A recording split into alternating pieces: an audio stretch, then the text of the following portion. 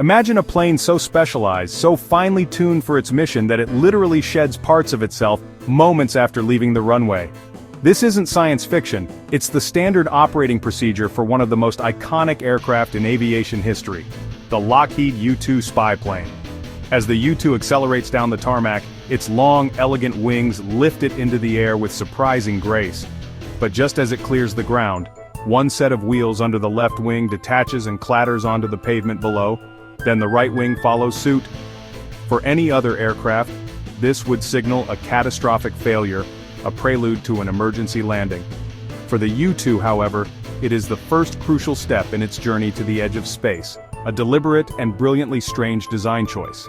This intentional jettisoning of its outrigger wheels is one of the many features that sets the U-2, affectionately nicknamed the Dragon Lady, apart from every other airplane in the sky.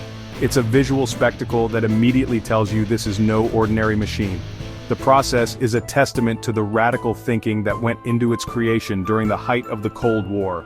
The engineers at Lockheed's legendary Skunk Works, led by the brilliant Clarence Kelly Johnson, were tasked with building an aircraft that could fly higher than any Soviet missile or fighter could reach.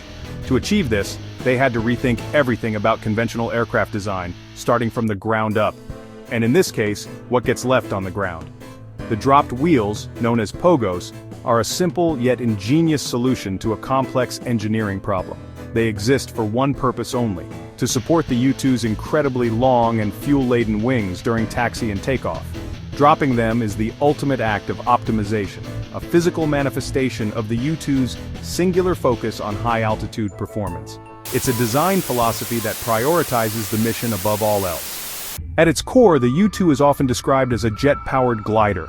That phrase, jet-powered glider, really captures its unusual design philosophy. Unlike conventional aircraft built for speed, or for maneuverability at lower altitudes, the U-2 was engineered for one thing: sustained flight at extreme heights. That purpose dictated its form. Disproportionately long, slender wings, attached to a relatively small, lightweight fuselage. The wings span over 103 feet. Those wings are the key to its success. They provide an immense amount of lift, allowing the plane to float on the thin air above 70,000 feet. Up there, the atmosphere is less than 10% as dense as at sea level. That glider-like characteristic also makes the U-2 notoriously difficult to handle, especially during takeoff and landing. The enormous wings are so efficient the aircraft seems to want to keep flying. Pilots struggle to bring it back to Earth. The controls are sensitive and require a delicate touch. The margin for error at high altitude is incredibly small. Pilots call it the coffin corner, a narrow flight envelope where the stall speed and the maximum speed are only a few knots apart. To handle this aerodynamic profile, the U-2 has an unconventional landing gear arrangement. Not the typical tricycle gear, the U-2 instead uses a bicycle configuration, two main sets of wheels in a line, one behind the other, directly under the fuselage. That design saves significant weight and reduces aerodynamic drag. Both are critical for achieving high-altitude flight. But it also makes the aircraft inherently unstable on the ground. Like a bicycle, it needs to be balanced. This is where detachable pogo wheels come into play. They are temporary supports, like training wheels on a child's bicycle. They provide balance to keep the long wings from scraping the ground during taxiing and during the initial takeoff roll. The entire system, the glider-like wings, the bicycle landing gear, and the pogos, form an interconnected solution to flying in the upper stratosphere. It's a design that's brilliantly effective and extraordinarily demanding, a testament to the innovative spirit of its creators. It demonstrated that for specialized missions, radical and unconventional designs can yield superior performance. The pogo system is elegantly simple in its mechanics, a testament to the Skunk Works philosophy. Each pogo is essentially a stick with a wheel on the bottom, which plugs into a socket on the underside of each wing, about halfway to the tip. Before a mission, ground crew members manually insert these pogos, ensuring they are securely in place. As the U-2 begins its takeoff roll, the pogos serve their primary function. They keep the fuel-heavy wings level and prevent the delicate wingtips which house sensitive antennas from dragging along the runway and sustaining damage. They provide stability when the aircraft is at its most vulnerable. The magic happens the moment the U-2 lifts off the ground. As soon as the wings begin to generate enough lift to support their own weight, the pogos are no longer needed.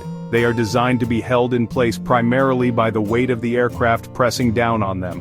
Once that weight is removed, a simple spring-loaded mechanism releases them, and they fall away freely onto the runway. There are no complex hydraulics or explosive charges involved. It is a purely mechanical, gravity-assisted process. The pilot doesn't even have to press a button. The act of flying itself is what triggers the release, a seamless transition from ground-based stability to airborne efficiency. After the U-2 has departed, a member of the ground crew drives onto the runway to collect the 2 discarded pogos. These are not disposable items but are carefully maintained and reused for the next mission.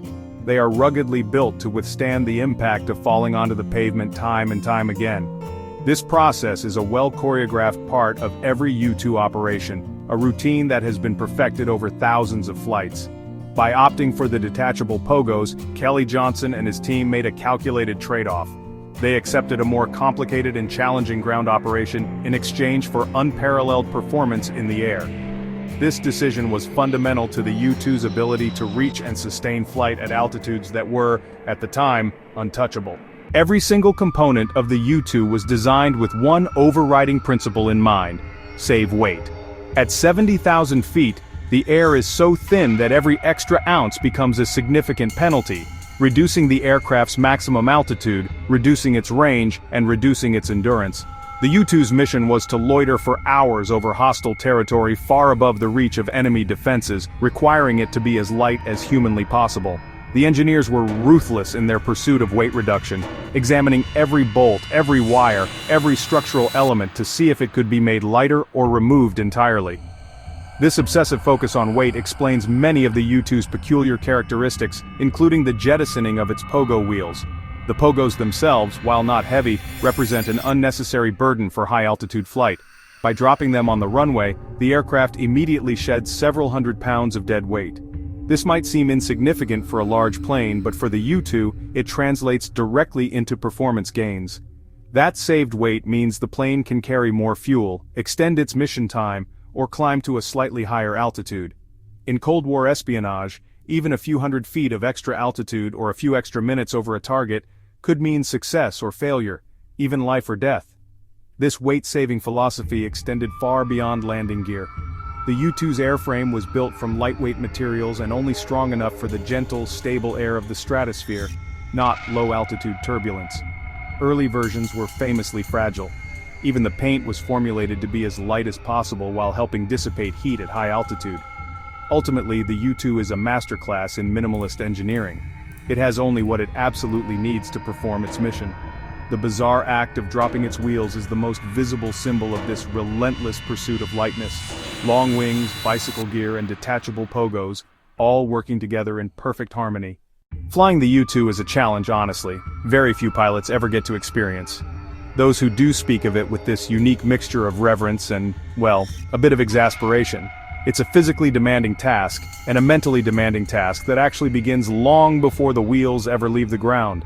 Retired U-2 pilot Colonel Ross Francomont has described the aircraft as beautifully simple and maddeningly complex. He emphasizes that while the systems are straightforward, the act of flying the plane, especially near the ground, requires an incredible amount of skill and concentration.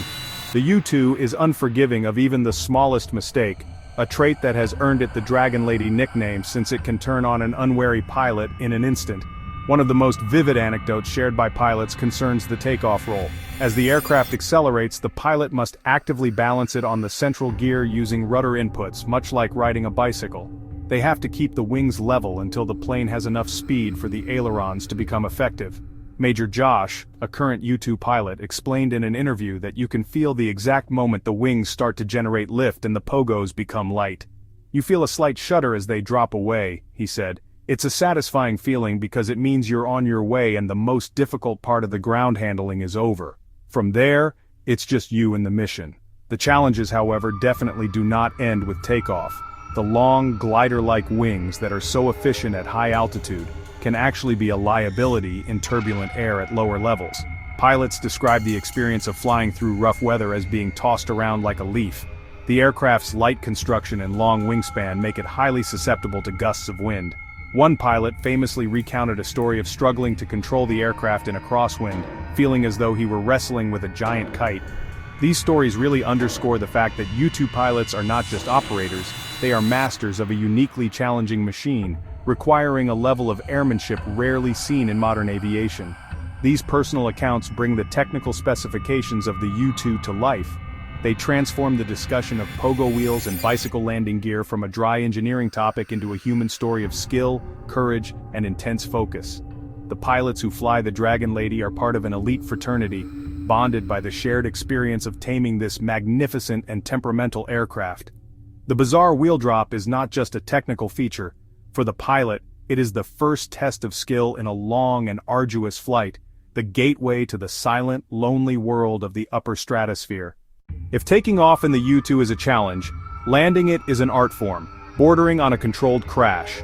After a long, exhausting mission, often lasting more than 10 hours, the pilot must bring this high-performance glider back to Earth. The U-2 is designed to fly, and it does so exceptionally well. Its high-lift wings mean it can maintain flight at very low speeds, a phenomenon known as ground effect. As the plane gets within a few feet of the runway, the cushion of air beneath its wings provides extra lift, making it want to float just above the surface. The pilot must skillfully force the aircraft onto the ground. The landing process begins with a long, careful approach. The pilot must precisely manage the airspeed and the descent rate to avoid overshooting the runway or coming in too hard.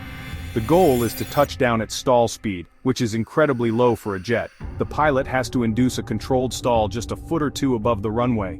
This requires a delicate touch on the controls, bleeding off airspeed until the plane settles onto its two central bicycle wheels.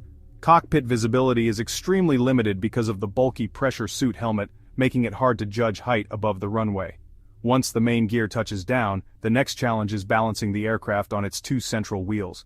As the U-2 slows down, the pilot uses the rudder to keep the wings level as long as possible. It is impossible to maintain that forever. Inevitably, as speed bleeds off, one wing will begin to drop. The pilot must slow the aircraft so that when a wing dips and touches the ground, the contact is gentle. Wingtips have small titanium skids to protect them from scraping the asphalt, but a hard or fast landing can still cause major damage. This precarious balancing act stems from design choices made decades ago. The absence of the pogo wheels, shed hours earlier, now creates the landing's primary difficulty. The pilot must manually do what the pogos did automatically on takeoff, keeping the wings from hitting the ground. Every landing is a high-stakes maneuver that tests the pilot's skill, concentration, and endurance after a grueling mission. It's a testament to U-2 pilots' proficiency they perform this perilous dance with consistent success, bringing the Dragon Lady home time and time again. The U-2 pilot is not alone during the critical phases of takeoff and landing. A vital part of the operation involves a high-performance chase car, typically a muscle car like a Pontiac GTO, or a modern Tesla. Driven by another qualified U-2 pilot, this mobile pilot acts as the eyes and ears for the cockpit pilot. The cockpit pilot's vision is severely restricted by the pressure suit and aircraft design. During landing, the chase car speeds down the runway directly behind the U-2, providing crucial information and guidance over the radio. This assistance is absolutely essential for a safe landing. As the U-2 makes its final approach, the chase pilot calls the aircraft's height above the runway in feet. 10, 5, 3, 2, 1, 1, 1. They continue calling 1 as the plane floats in ground effect, helping the cockpit pilot gauge when to pull back on the yoke to induce the stall and touch down. Once on the ground, the chase driver advises on braking and rudder to keep the wings level. They act as a co-pilot on the ground, providing situational awareness. Once slowed to a walking pace, the ground crew's role becomes hands-on. As the plane teeters and one wing begins to drop, two wing walkers run alongside. Their job, catch the wing before it hits the ground. Then guide the wingtip as the pilot taxis off the runway. Once stopped, a team quickly swarms the aircraft. They reinsert the pogo wheels under the wings to stabilize it. This human element is crucial to the U-2's operational cycle. Choreography between pilot, chase car, and ground crew shows the U-2 as a complete system. A fusion of man and machine relying on seamless communication and teamwork. Muscle cars racing down a runway and crew members catching a wing may look cinematic, but it's daily reality. A low-tech, hands-on solution to a high-tech problem that keeps the U-2 flying for over 65 years. It highlights the teamwork required to operate this complex machine, demonstrating that even the most advanced aircraft depends on human skill and coordination.